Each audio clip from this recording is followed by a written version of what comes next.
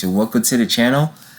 Please like, share, and subscribe, and most importantly, reach out to me in the comment section for any help, tips, and suggestions. So today, we're going to be looking at removing audio from video, and what we have here is we have this sample over here, right, that I say, for example, for some reason, I want to remove the audio and replace it with my own. So what we're going to do, we're going to head over to the Photos app,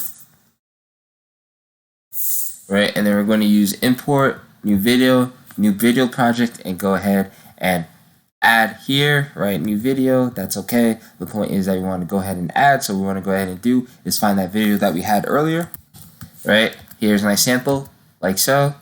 We add it, and now we want to go ahead and place in storyboard. If it disappears, you should just click on it and it'll do the same. Now we want to go ahead and we head on this volume icon, mute it all the way to 0, click on finish the video, right? Export. There's options to change up the video quality. Now we want to go ahead and paste here like so. I'm just going to name it a.mp4,